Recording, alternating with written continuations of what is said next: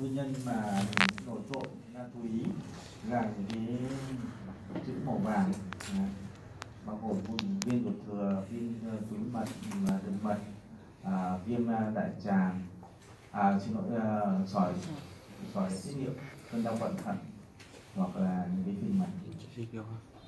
Ça n'a pas d'intérêt pour les occlusions, pour les pancréatites aiguës, pour le diagnostic, pour les perforations ou pour les diverticulites. Về mặt hình ảnh thì cái bệnh lý màu vàng đấy thì giúp hình ảnh giúp chúng ta chẩn đoán.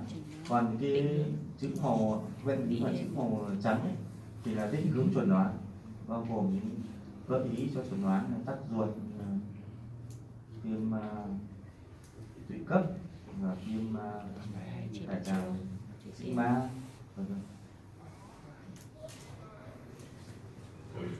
Donc quand vous allez faire votre échographie, il va y avoir un certain nombre de choses à chercher et de réponses à donner. La première réponse, c'est finalement la première chose que vous allez voir ou le premier signe de gravité que vous allez rechercher.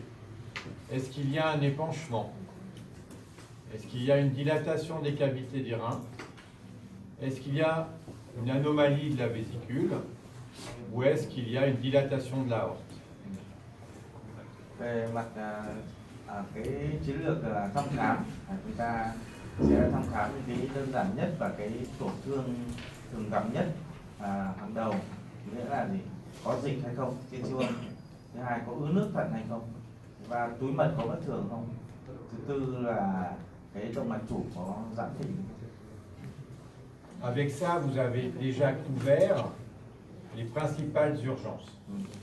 Cái bốn cái hình ảnh mà rất dễ phát hiện trên siêu âm mà phát hiện ban đầu trong những tổn thương thường gặp trong cấp cứu.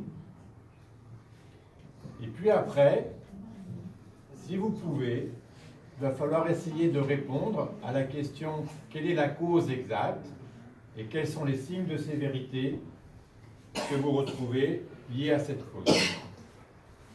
Khi đã biết là cái tổn thương đã rõ rồi thì chúng ta focus lại cái vùng đấy để thăm khám, và chỉ ra cái vùng thăm khám đấy, cái tổn thương tạng để thăm khám đấy là rõ nguyên nhân có đúng là tổn thương đó hay không, thứ hai là mức độ tổn thương này có nặng hay không. La première, je vous le rappelle, on l'a vu lundi, c'est toute la pathologie biliaire qui est très intéressante pour l'échographie, où l'on va rechercher des signes de cholécystite ou de dilatation biliaire. On l'a déjà vu.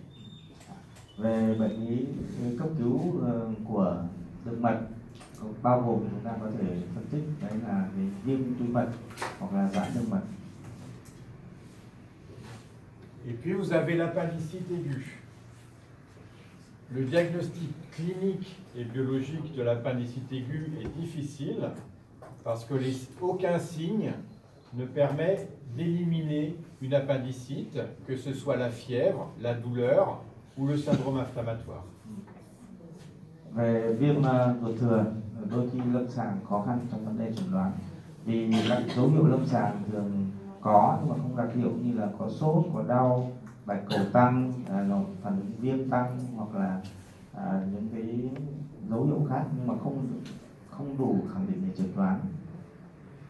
Et donc, lorsqu'un patient ou une patiente va se présenter avec une douleur au niveau du flanc droit, très souvent, on va aller rechercher en échographie une éventuelle appendicite. Thông thường những trường hợp đau hốt chỗ phải thì cái chỉ định đầu tiên là thăm khám siêu âm. Comment on fait pour rechercher l'appendice déjà? La seule chose dont on est certain concernant l'appendice, c'est finalement qu'elle est liée au sécom, puisqu'elle provient du sécom. Vị trí thăm khám chúng ta lấy mốc là cái mãnh tràng. Et donc, après, par contre, elle peut avoir des positions très variables, soit normalement comme cela, mais également aller vers le mésentère, ou le foie, ou en arrière du côlon. Vị trí của ruột thừa thì nó rất thay đổi. Bình thường thì nó hướng về tiểu cung, nhưng có thể là hướng gieo dưới mặt gieo, dưới gan hay là sau mang chàng. Donc, commencez par aller sur le flanc droit et essayez de repérer votre côlon en général avec de l'air de façon importante qui vous donne une structure comme ça. Hướng về phía trên chúng ta thấy sẽ vướng cái hình ảnh của cái khí nằm trong đại tràng. Puis vous allez descendre progressivement dans la région basse et vous allez rechercher une petite structure comme ça, en doigt de gant. Từ cái phía trên theo dòng dãy manh tràng chúng ta sẽ nhìn thấy cái manh tràng kéo cái đầu giò xương xuống dưới, chúng ta sẽ nhìn thấy hình ảnh của ruột thừa trong ngón tay. Et normalement, son diamètre fait moins de 6 mm. Bình thường cái đường kính của nó dưới 6 mm. Lorsque vous ne trouvez pas cet appendice, allez le chercher derrière le côlon, en passant par le côté éventuellement. Allez le chercher vers le bas, vers le pelvis aussi, ou dans toute situation ou localisation potentielle. Nếu mà chúng ta kéo thấp xuống hoặc không nhìn thấy ruột thừa thì chúng ta có thể tìm ruột thừa vị trí khác, ví dụ nằm sau manh tràng hoặc kéo xuống tiểu khung hoặc là phía ổ rốn, phía ổ bụng hoặc là phía dưới gan. L'appendice normal, c'est moins de 6 mm d'épaisseur ou moins de 3 mm d'épaisseur de la paroi. Hình ảnh của ruột thừa bình thường là đường kính cả ruột thừa dưới 6 mm, thành ruột thừa dưới 3 mm. Et surtout, il faut vous assurer de voir la pointe, c'est-à-dire la fin de l'appendice, comme cela, pour dire qu'elle est normale. Cái mốc khẳng định ruột thừa là đầu tịt. Quand elle devient inflammatoire, le diamètre va augmenter à plus de 6 mm. Vous pouvez déclencher la douleur en appuyant dessus. Hình ảnh là viêm ruột thừa là đường kính trên 6 mm, ấn đầu giò có đỉnh đau. Vous allez rechercher une inflammation de la graisse autour de l'appendice, qui va souvent devenir hyperéchogène. Các dấu hiệu gián tiếp là đó là cái thâm nhiễm xung quanh là cái vùng tăng âm rộng xung quanh ruột thừa. C'est ce qui va vous permettre de poser le diagnostic d'appendicite aiguë chez votre patient. Với những cái dấu hiệu như thế này thì cần phải chẩn đoán ruột thừa. Vous pouvez également voir parfois ce que l'on appelle des stercolites ou appendicolites, qui sont des petites calcifications qui vont obstruer l'appendice, avec un aspect comme pour les lithiases, hyperéchogène, avec parfois un cône d'ombre derrière. Đôi khi chúng ta có thể nhìn thấy xoạt phân trong ruột thừa, xoạt phân làm tắc nghẽn cái ruột thừa, là những nguyên nhân gây ra viêm ruột thừa, là yếu tố gợi ý chẩn đoán. Nó giống như cái sỏi có hình tăng bóng cảm sau. Sur le scanner, ça peut correspondre à ces calcifications que vous avez ici. Các lớp vi tính cho chúng ta thấy hình ảnh sỏi phân có vôi hóa.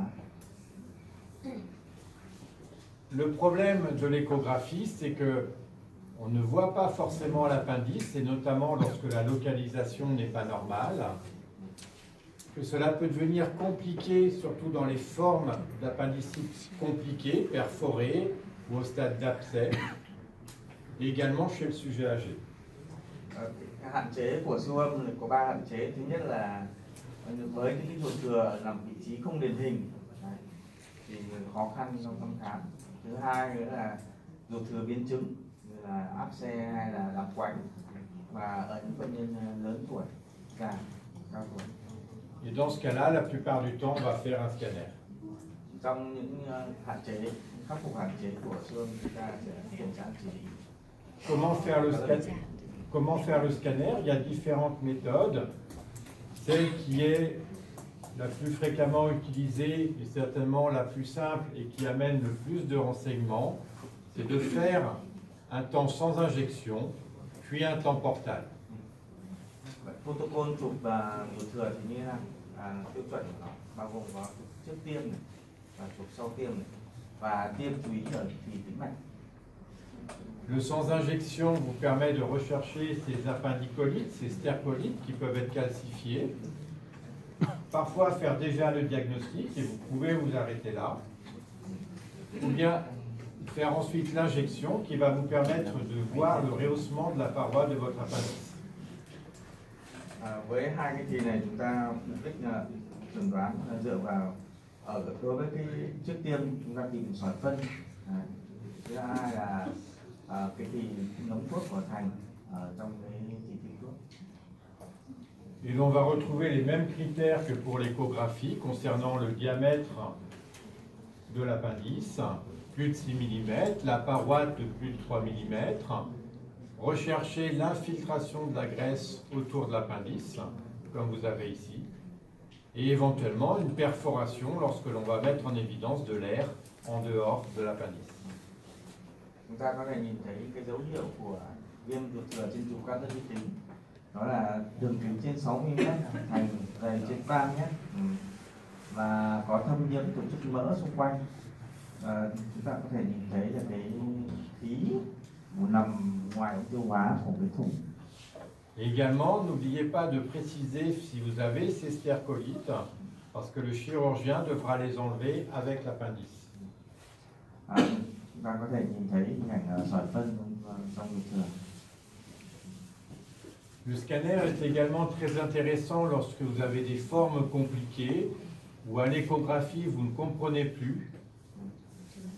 Đối với những biến chứng của cái viêm ruột thừa thì trên siêu âm chúng ta cho rất ít thông tin. Notamment lorsque vous avez ces sortes de masses inflammatoires ou d'abcès, ou lorsque vous avez une perforation, car vous pouvez très bien voir les petites bulles d'air. Chụp các lớp vi tính giúp chúng ta phân biệt được đám quánh, ổ áp xe hay là biến chứng thủng của ruột thừa.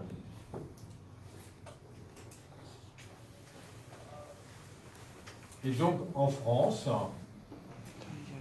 l'autorité de santé finalement a recommandé globalement de commencer par une échographie, et notamment chez l'enfant ou chez la femme jeune, puisque peut se poser un diagnostic différentiel d'infection pelvienne, et lorsque l'échographie ne permet pas de conclure, de faire à ce moment-là un scanner. Trong những trường hợp mà những cái siêu âm ở những cái đối tượng đặc biệt như là siêu âm với trẻ nhi hay là phụ nữ trẻ, đôi khi chẩn đoán cũng khó. Những trường hợp đấy đôi khi phải chuyển sang chụp các lớp vi tính. Et donc vous voyez que de ce tableau très compliqué, finalement il y a deux informations, échographie puis scanner.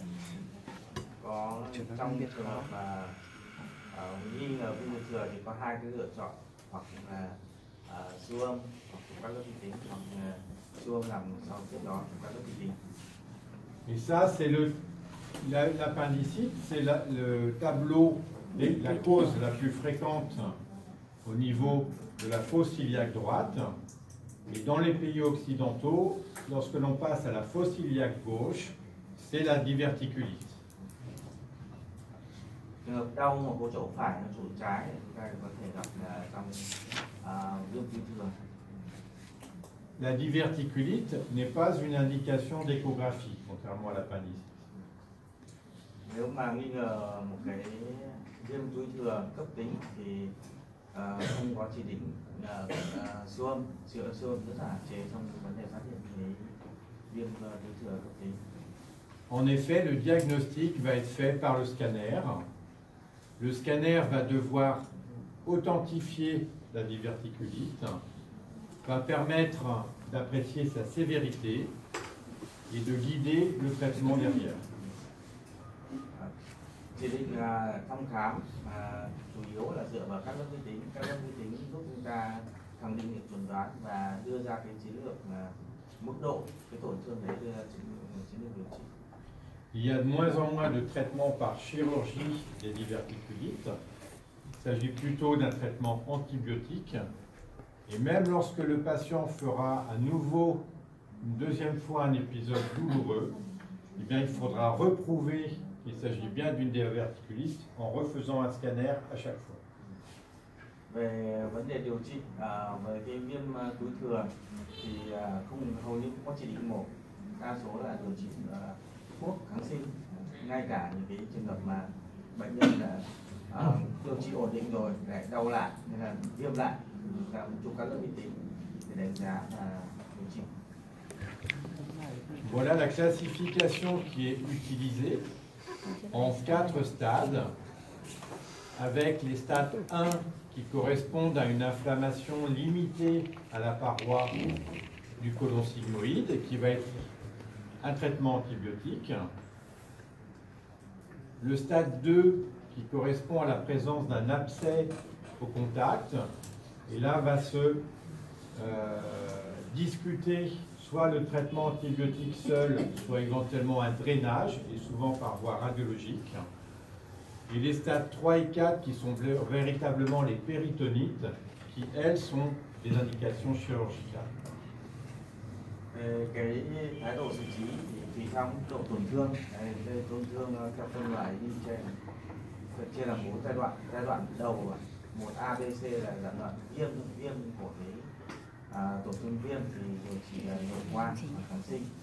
Giai đoạn 2 thì nó có thể áp xe trong thành hay là áp xe ra ngoài, chỉ áp xe trong ổ phúc mạc hay trong sau ổ phúc mạc thì có thể phối hợp kháng sinh và điều trị tuyến lưu bằng những quan can thiệp. Giai đoạn 3 và giai đoạn 4 là những cái tổn thương viêm phúc mạc, vỡ ra viêm phúc mạc và có phân trong ổ phúc mạc. Đấy là những trường hợp này phải điều trị bằng ngoại khoa. Je vais vous illustrer les différents stades.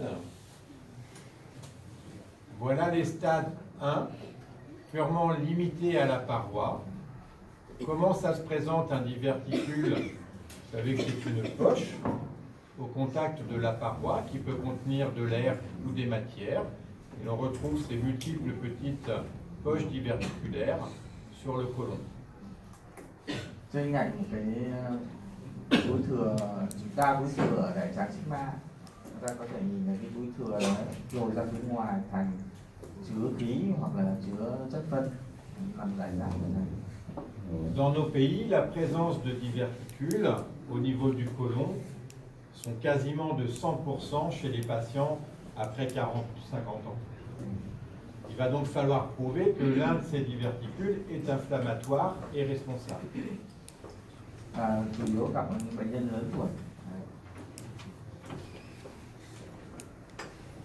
L'inflammation, vous voyez ici celui-ci qui prend le contraste, ou ici vous voyez que la graisse est inflammatoire et sale, comme également ici au contact du diverticule.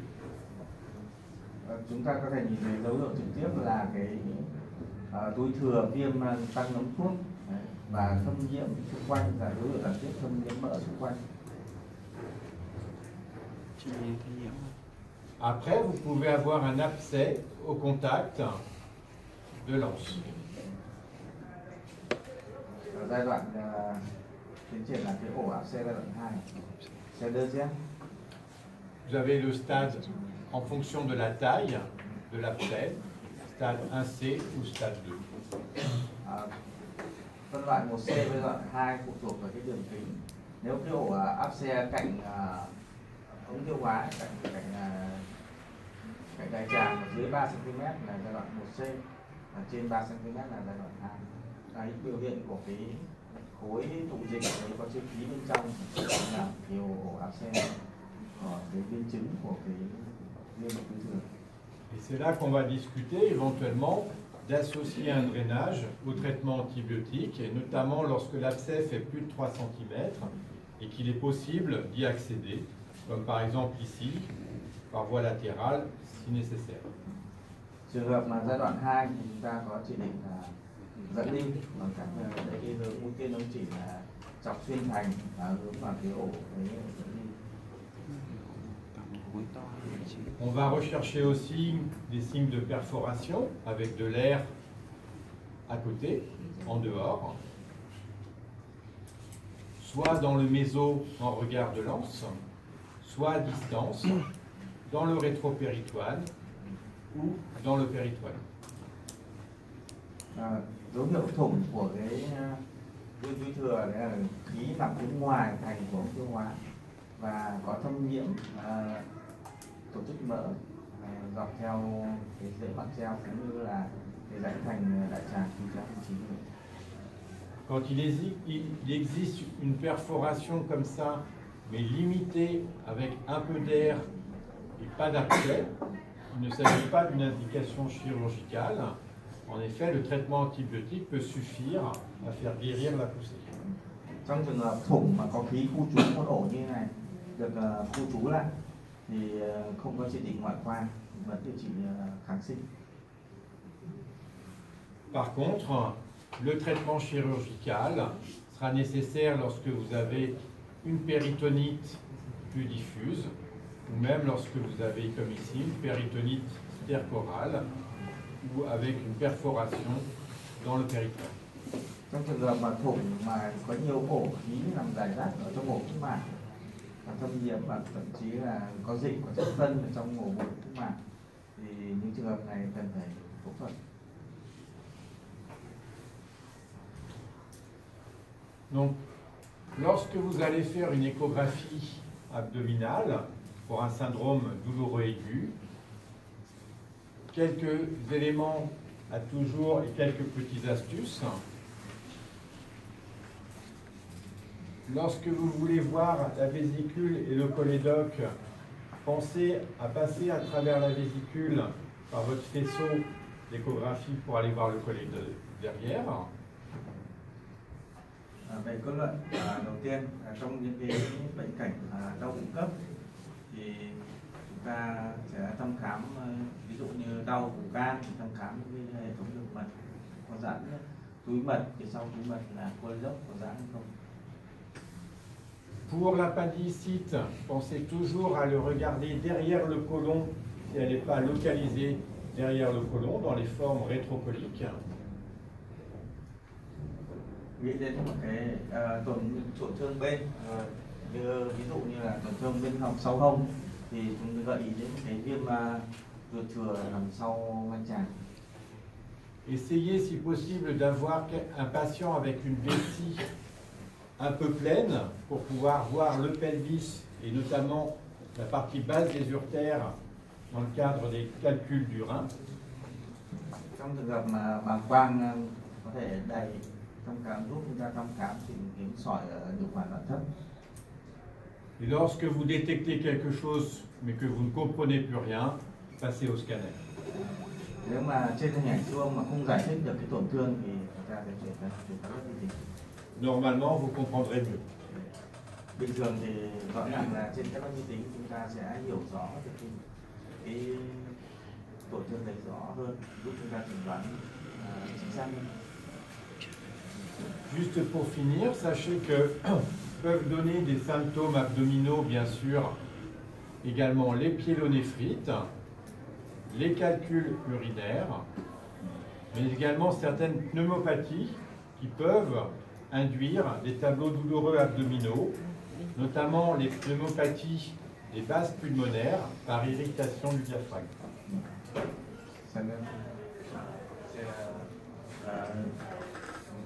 Une affection des reins, pyélonéphrite, avec un calcul. Ça peut mimer des tableaux douloureux abdominaux.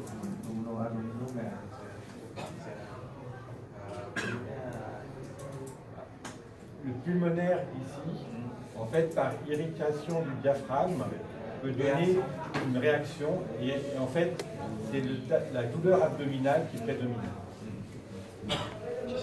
Ta nói về cái bệnh lý về tiết niệu trong trường hợp mà cái nhồi mà cái viêm thận bể thận do sỏi là cái đau bụng kèm theo có tổn thương mô phổi.